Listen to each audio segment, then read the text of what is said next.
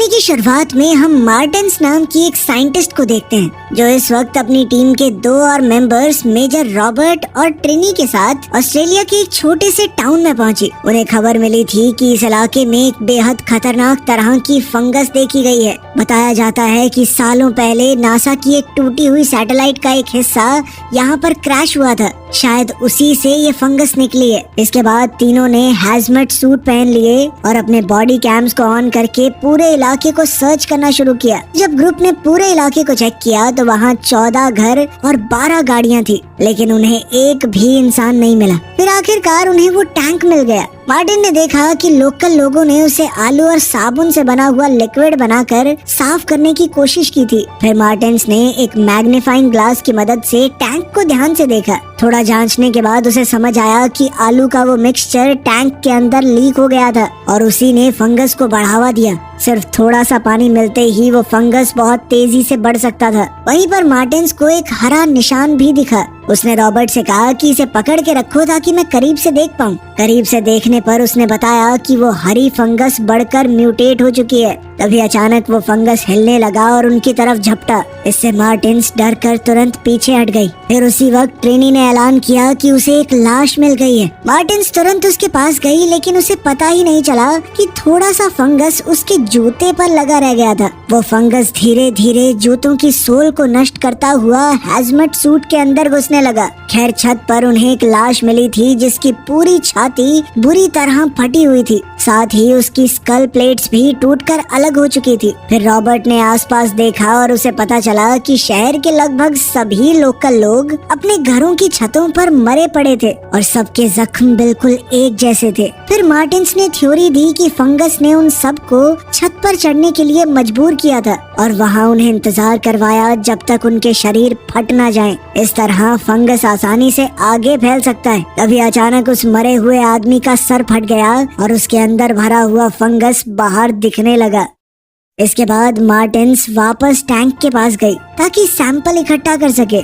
उसने बताया कि शायद दोबारा एंट्री के वक्त कोई फंगस टैंक के शेल में घुस गया होगा, जिसका मतलब था कि एक नई प्रजाति पैदा हो चुकी है। फिर जैसे ही सैंपल मिल गया तो ग्रुप वहाँ से निकलने लगा, लेकिन इसी दौरान फंगस मार्टिन्स के शरीर के अंदर घुस चुका था। उसे अचानक बहुत तेज गर्मी महसूस होने लगी। जल्द ही उसे चक्कर आने लगे और उसका चलना तक मुश्किल हो गया। तभी अचानक मार्टिन्स ने अपने हेलमेट के अंदर ही हरे फंगस की उल्टी कर दी। इसके बाद फंगस ने धीरे धीरे उसके दिमाग पर काबू कर लिया और अब वो बार बार सिर्फ एक ही शब्द बोल रही थी, स्प्रेड स्प्रेड। फिर मार्टिन्स जल्दी से गाड़ी की तरफ भागी। ये देखकर ट्रिनी ने तुरंत अपनी बंदूक निकाल ली, लेकिन जैसे ही मार्टिन्स गाड़ी चलाकर उसकी तरफ आई तो रॉबर्ट ने ट्रिनी को धक्का दे दिया। गाड़ी सीधा रॉबर्ट से टकरा गई, जिससे उसकी पीठ बुरी तरह जख्मी हो गई। अब वो हिल भी नहीं पा रहा था। फिर मार्टिन्स ने ट्रिनी की बंदूक छीनने की कोशिश की। ट्रिनी उसे रोकने की पूरी कोशिश कर रही थी, लेकिन रोक नहीं पाई। आखिरकार बंदूक मार्टिन्स के हाथ लग ही गई, लेकिन उसी पल मार्टिन्स को थोड़ी देर के लिए वापस होश आया और अब उसे समझ आ गया था कि उसने क्या कर दिया है। उसी पल उसने एक बहुत बड़ा फैसला किया। मार्टिन्स ने अपने हैजमेट सूट की एयर ट्यूब हटा दी और उसके छेद में बंदूक चला दी ताकि वो अपनी कुर्बानी देकर फंगस को आगे फैलने से रोक सके। इसके कुछ घंटों बाद हम देखते हैं कि फौज उस टाउन में पहुंच गई थी ताकि फंगस के कुछ सैंपल्स इकट्ठा कर सके, और जैसे ही वो वहां से निकल गए तो पूरा टाउन उड़ा दिया गया। इसके बाद सैंपल को अमेरिका में एक कड़ी सिक्योरिटी वाली फैसिलिटी में ले जाया गया, जहाँ उसे कोल्ड स्टोरेज में रख दिया गया। इस तरह कई साल बीत गए और धीरे धीरे इस फंगस को भी भुला दिया गया। अब साल 2026 आ गया। अब वो जगह एक स्टोरेज कंपनी बन गई थी। एक सुबह हम ट्रेविस नाम के एक आदमी को देखते हैं जो काम पर आया तो उसका मैनेजर ग्रिफिन उसे परेशान करने लगा। ग्रिफिन चाह रहा था कि ट्रेविस उसकी मदद करे क्योंकि वो बिल्डिंग को लूटने का प्लान बना रहा था, मगर ट्रेविस ने सीधा मना कर दिया।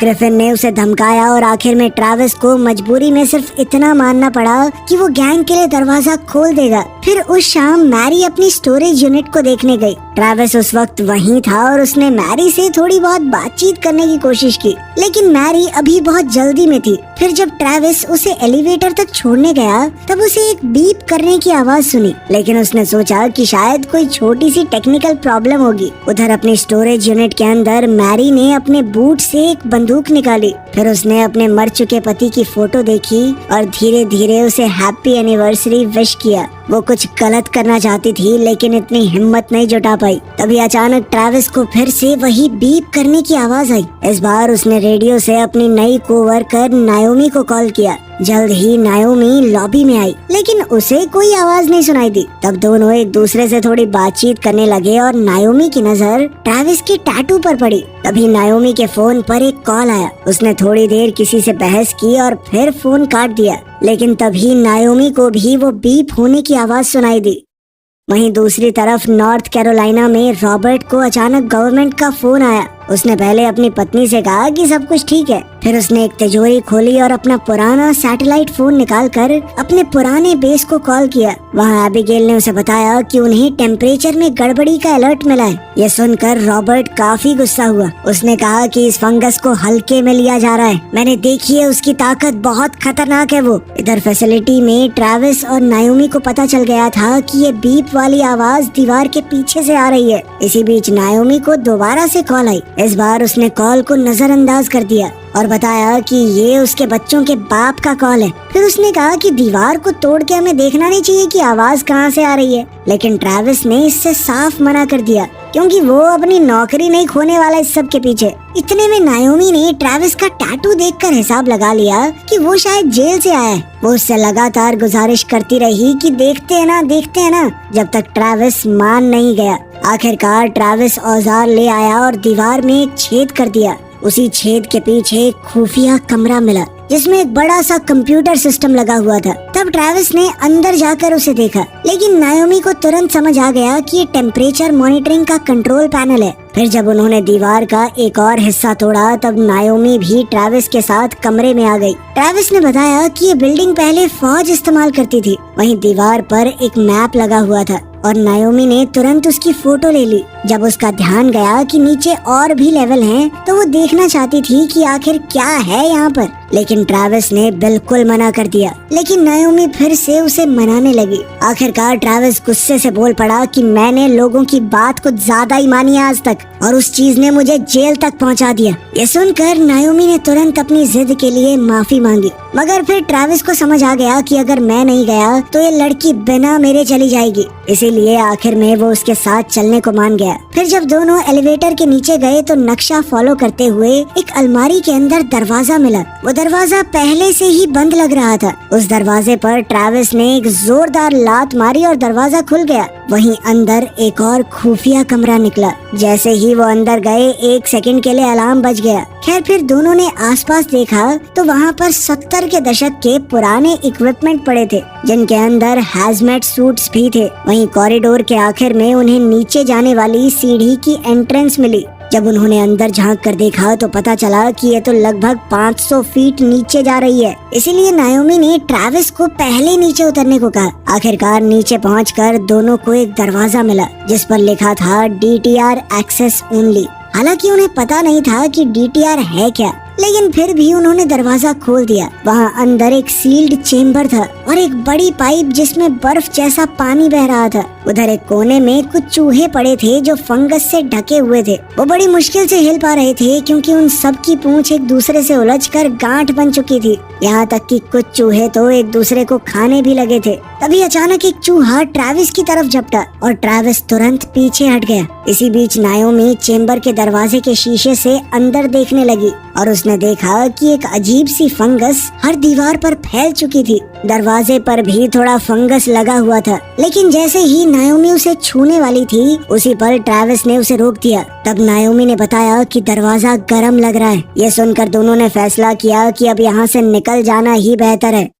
वहीं बाहर माइक अपनी गाड़ी पार्क कर रहा था और उसने गुस्से में स्टीयरिंग व्हील पर जोर से हाथ मारा। फिर वो अपनी बंदूक को घूरने लगा और नायोमी को कॉल किया, जिससे खुलासा हुआ कि वो उसके बच्चों का बाप है। मगर नायोमी ने कॉल नहीं उठाया तो माइक ने एक वॉइस मेल छोड़ दिया, जहाँ वो चिल्ला ही रहा था कि नायोमी उसके फोन क्यों नहीं उठा रही। उसने बताया कि मैं बहुत बड़ी मुश्किल में हूँ। तभी अचानक उसकी गाड़ी के ट्रंक से आवाज सुनाई देने लगी। वो चेक करने गया और ट्रंक का दरवाजा हिलता हुआ देखकर डर गया। जैसे ही उसने ट्रंक खोला तो पता चला कि जो बिल्ली उसे मरी हुई लग रही थी वो असल में जिंदा है। माइक ने उस पर गोली चलाने के लिए सॉरी कहा, लेकिन तभी बिल्ली ने पलट कर दिखाया कि उसके चेहरे का आधा हिस्सा फंगस की वजह से गायब हो गया था। अब बिल्ली ट्रंक से बाहर कूदकर जमीन पर फंगस की उल्टी करने लगी। फिर वो गाड़ी की छत पर चढ़कर एंटीना तक चली गई, जहाँ एंटीना ने उसके सर को चीर कर रख दिया। उसी पल उसका पूरा शरीर फट गया और उसका गंदा खून माइक और पास खड़े कुछ हिरणों पर पड़ गया। अब फंगस तुरंत माइक के दिमाग की तरफ बढ़ रहा था, जिससे वो अचानक गिर पड़ा और कई मिनटों तक उल्टी करता रहा। फिर फंगस ने उसके दिमाग पर कब्जा कर लिया और उसे और लोगों को ढूंढने का हुक्म दिया। अब माइक समझ चुका था कि उसे नायोमी को ढूंढना है। बंदूक उठाकर वो बिल्डिंग के अंदर चला गया और एक जख्मी हिरन भी उसके पीछे पीछे आने लगा। उधर डीटीआर प्लेन के अंदर रॉबर्ट मार्टिन्स की मौत का वीडियो देख रहा था। तभी उसे वेस्ली का कॉल आया, जो उनकी डिवीजन का नया लीडर बन चुका था। वेस्ली को लगा कि रॉबर्ट शायद एक बंद केस को लेकर कुछ ज्यादा ही सोच रहा है और शायद ये सिर्फ एक टूटे हुए सर्किट का मुद्दा हो। इसी पर दोनों के बीच में छोटी सी बहस हुई। फिर कॉल कट गया और इसके कुछ देर बाद एबिगेल का फोन आया। उसने बताया कि मैंने ऑस्ट्रेलिया वाली रिपोर्ट पढ़ ली है और वो रॉबर्ट की तरफ थी। रॉबर्ट ने उसे ट्रेनी के लिए एक मैसेज दिया जिसमें आइटम 7 का जिक्र था। तभी वेस्ली ने एबिगेल को पर्सनल फोन पर बात करते देख लिया, तो एबिगेल ने तुरंत बहाना बना दिया कि वो अपने बॉयफ्रेंड से प्रेगनेंसी के बारे में बात कर रही थी, ताकि वेस्ली उसे डिस्टर्ब न करे। इधर फैसिलिटी में ट्रेविस और नायोमी ने इंटरनेट पर डीटीआर सर्च किया और पता चला कि इसका मतलब है डिफेंस थ्रेट रिडक्शन एजेंसी। फिर जैसे ही वो अलमारी से बाहर निकले, वो ये देखकर हैरान हो गए कि एक हिरन एलिवेटर में जा रहा है। ट्रेविस समझ ही नहीं पाया कि ये कैसे मुमकिन है और तब हमें एक फ्लैशबैक दिखाया गया। असल में सालों पहले ये फंगस अपनी कंटेनमेंट से बाहर निकल गया था। वो दरवाजे के एक छेद से बाहर आ गया था। फिर एक कॉकरोच ने ये फंगस खाया और वो भी इन्फेक्ट हो गया। फिर एक चूहे ने उसे पकड़ने की कोशिश की और फंगस उसकी नाक पर चिपक गया। कॉकरोच वेंट्स के जरिए वहाँ से निकलता हुआ सड़क तक पहुँच गया, जहाँ माइक की गाड़ी ने उसे कुचल दिया। वहीं से फंगस टायर्स के जरिए ऊपर चढ़ा और ट्रंक के अंदर घुस गया। इसी तरह वो मर चुकी बिल्ली जिंदा हुई। अब हम प्रेजेंट में ट्रेविस और नायोमी को लॉबी की तरफ भागते हुए देखते हैं, लेकिन वहाँ उन्होंने हिरन को एलिवेटर से बाहर आते देखा। जैसे ही हिरन ने उन्हें देखा, वो सीधा उनकी तरफ दौड़ा। तब नायोमी ने एन मौके पर ट्रेविस को साइड में खींच लिया और उसी वक्त अचानक से हिरन का शरीर फट गया। इससे उसके सींग उड़कर दीवार में घुस गए थे। तभी माइक भी एलिवेटर से बाहर आया और चिल्लाते हुए बोला कि मैंने अपने माँ बाप की बिल्ली को गोली मारी थी, लेकिन वो पता नहीं कैसे दोबारा जिंदा हो गई। अब उसने बंदूक निकाली और उन पर चिल्लाया कि अपना मुंह खोलो, क्योंकि वो उनके मुंह में उल्टी करना चाहता है। ये देखते ही ट्रेविस और नायोमी तुरंत भाग गए और माइक ने गोलीबारी शुरू कर दी। गोलियां चलने की आवाज से मैरी की नींद खुल गई। इधर माइक उनका पीछा कर रहा था, इसीलिए दोनों किसी स्टोरेज यूनिट में छुप गए। मगर दिक्कत ये थी कि दरवाजा जाम था और वो ढंग से बंद नहीं हो रहा था। तभी माइक कॉरिडोर से गुजरा, लेकिन उन पर उसकी नजर नहीं पड़ी। तभी अचानक उनसे एक फ्लैश लाइट नीचे गिर गई, पर ट्रेविस ने एन मौके पर उसे अंदर खींच लिया और माइक उन्हें नजरअंदाज करके आगे बढ़ गया। फिर दोनों ने चैन की सांस ली, लेकिन जैसे ही ट्रेविस पीछे हटा, उसने गलती से कुछ चीजें गिरा दी, जिससे और ज्यादा आवाज हो गई। फिर थोड़ी देर में माइक वापस आ गया और अंदर हाथ डालकर उन्हें पकड़ने की कोशिश की। उसी पर ट्रेविस और नायोमी ने मिलकर दरवाजे को जोर से धक्का दिया और आखिरकार बंद कर दिया। उसी पल माइक को अपना हाथ बाहर खींचना पड़ा, जिसमें उसकी उंगलियां टूट चुकी थी और खून बह रहा था। फिर नायोमी ने इंटरनेट पर मदद के लिए नंबर ढूंढना शुरू किया। वहीं दूसरी ओर एयरपोर्ट पर रॉबर्ट को ट्रेनी पिक करने आई और उसे बताया कि स्टोरेज यूनिट तक जाने से पहले हमें आइटम 7 लाना पड़ेगा। तभी एबिगेल का कॉल आया और उसने बताया कि फैसिलिटी से एक सिविलियन लाइन पर है। फिर उसने दोनों कॉल्स कनेक्ट कर दी और अब नायोमी ने सीधा रॉबर्ट को पूरी सिचुएशन बताई, जबकि माइक बाहर दरवाजे पर जोर जोर से मार रहा था। सब कुछ सुनने के बाद रॉबर्ट ये समझ चुका था कि फंगस नए तरीके से फैल रहा है। उसने नायोमी से वादा किया कि वो जल्द ही वहाँ पर पहुँच रहे हैं और फिर उसे कुछ जरूरी आदेश दिए। उसने साफ कहा कि फंगस को किसी भी हाल में छूना मत, सब छुपे रहो और रॉबर्ट या एबिगेल के अलावा किसी से इस बारे में बात मत करना। खैर रॉबर्ट के फोन काटते ही ट्रिनी ने कहा कि शायद ये दोनों तो जिंदा नहीं बच पाएंगे। इधर ट्रैविस और नायोमी बात कर रहे थे कि क्या इस फंगस इन्फेक्शन को ज़ॉम्बी माना जा सकता है, लेकिन तभी अचानक बाहर से आवाज आई। पता चला कि ग्रिफिन अपनी गैंग के साथ स्टोरेज लूटने आया था। जैसे ही वो अंदर आए तो उन्होंने लॉबी में 12 सिंगे की वो फटी हुई लाश देखी। ग्रिफिन ने तुरंत रेडियो उठाकर ट्रैविस को धमकाना शुरू किया, साले तूने मेरा बिजनेस बर्बाद कर दिया एकदम। इसके बाद वो लोग टीवी चुराने के लिए एक यूनिट में घुस गए।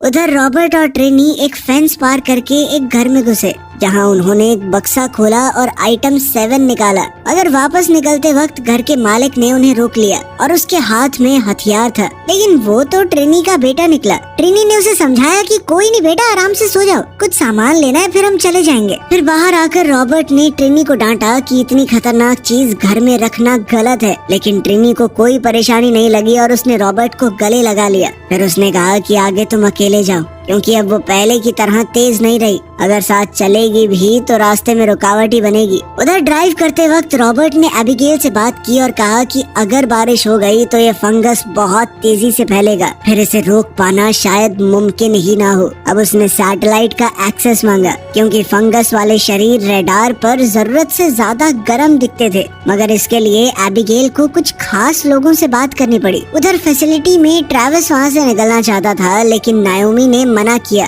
क्योंकि बाहर और ज्यादा खतरा है। इस बात पर दोनों के बीच में बहस हुई और ट्रैविस जीत गया, तो अब वो दोनों ही यूनिट से बाहर आ गए। फिर कॉरिडोर्स में छुपते छुपाते उन्होंने देखा कि माइक का शरीर और ज्यादा खराब हो गया है। थोड़ी देर बाद माइक ने कुछ चोरों को एक यूनिट में पकड़ लिया और उनके चेहरे पर फंगस वाली उल्टी करके उन्हें भी इन्फेक्ट कर दिया। फिर उसने दरवाजा बंद कर दिया ताकि फंगस उन पर कब्जा ले ले। इसके बाद उसने ट्रैविस और नायोमी को देखा और उनका पीछा करने लगा। फिर जैसे ही वो उन तक पहुंचने वाला था, मैरी ने उसके सर में गोली मार दी और उसका शरीर कॉरिडोर में ही बुरी तरह फट गया। अब मैरी एलिवेटर में जाने वाली थी, लेकिन ट्रैविस ने ग्रिफिन की आवाज सुन ली तो वो उसे सीढ़ियों की तरफ ले गया। वहाँ जाते जाते मैरी ने अपनी बंदूक ट्रैविस को दे दी। इधर ग्रिफिन और फ्रेडमैन ट्रैविस को ढूंढने निकल गए और वहीं ट्रैविस ने बंदूक फेंक दी। बाहर वाले चोर इंतजार करते करते थक गए थे, तो वो आज के लिए थोड़े बहुत टीवी लेकर ही निकल गए। इसके बाद ट्रैविस ने ग्रिफिन का सामना किया और कहा कि माइक के शरीर से दूर रहना।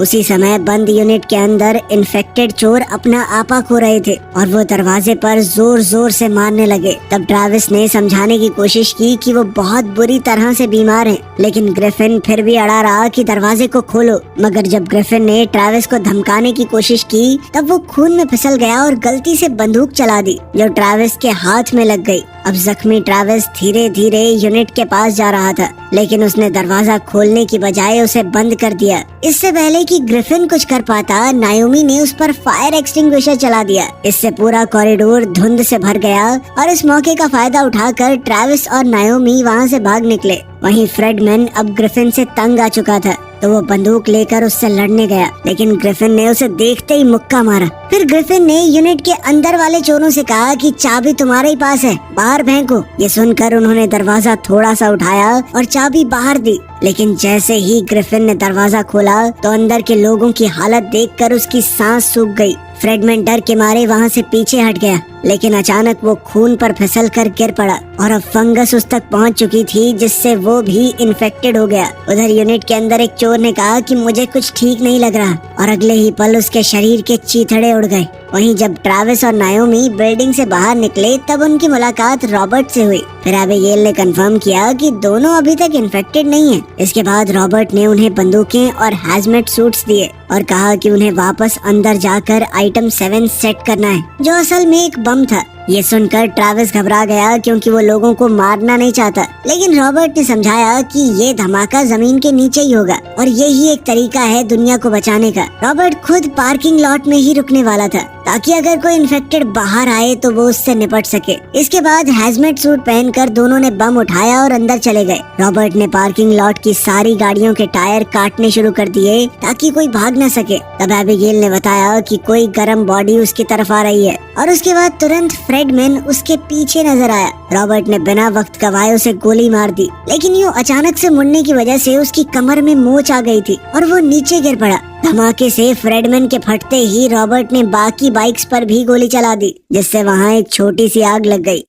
उधर सीढ़ियों पर ग्रिफिन जब अपने इन्फेक्टेड दोस्तों को बंदूक से काबू करने की कोशिश कर रहा था, तब उसने धमाके की आवाज सुनी। तब उनमें से एक वापस भाग गया। इधर ट्रैविस और नायोमी चेम्बर तक पहुंच गए थे और उन्होंने देखा कि फंगस अब अगले कमरे तक फैल चुका है। अगर वो पाइप तक पहुंच गया तो हालात बहुत खराब हो जाएंगे, इसीलिए फंगस को जल्दी रोकना बहुत जरूरी था। जब उन्होंने बॉम्ब रखा तो वो ये देखकर हैरान रह गए कि रॉबर्ट ने पहले ही टाइमर शुरू कर दिया था और उनके पास अब सिर्फ 6 मिनट हैं बचने के लिए। दोनों तुरंत भागने लगे, लेकिन काउंटडाउन ग्लिच करने लगा और समय और तेजी से कम हो रहा था। वहीं बाहर रॉबर्ट ने देखा कि फ्रेडमैन के शरीर से फंगस उसकी तरफ आ रही है। उसी वक्त ग्रिफिन ने एक इन्फेक्टेड को दरवाजे की तरफ धक्का दिया और रॉबर्ट ने तुरंत उसे गोली मार दी। उसने ग्रिफिन पर भी गोली चलाने की कोशिश की, लेकिन वो अंदर भाग गया था। तभी अचानक एक अजीब चीज हुई। वो इन्फेक्टेड बॉडी न जाने कैसे उठकर बोलने लगी। इससे ग्रिफिन डर गया और उसने तुरंत गोली चला दी और वहाँ से भाग गया। मगर जैसे ही ग्रिफिन रॉबर्ट पर गोली चलाने वाला था, ट्रिनी वहाँ आ गई और उससे पहले ही ग्रिफिन को मार दिया। इधर ट्रैविस और नायोमी का रास्ता एक आखिरी इन्फेक्टेड ने ब्लॉक किया। तब नायोमी ने बिना सोचे समझे उसे गोली मार दी और दोनों आखिरकार बिल्डिंग से बाहर निकल गए। फिर ट्रिनी ने बंदूक उठाई, लेकिन रॉबर्ट ने कंफर्म किया कि ये दोनों ठीक हैं। आखिरकार सबने मिलकर रॉबर्ट को उठाया और गाड़ी में बैठकर वहाँ से निकल गए। तभी अचानक धमाका हुआ और ब्लास्ट इतना खतरनाक था कि पूरी जमीन फटने लगी। उसी पर नायोमी फुल स्पीड में गाड़ी भगाने लगी और गिरते हुए मलबे से बचते हुए वो आखिरकार निकल गए। फिर कुछ सेकंडों बाद धमाके रुक गए और अब वो सभी सुरक्षित थे। वीडियो पसंद आई तो लाइक कर देना, चैनल को सब्सक्राइब कर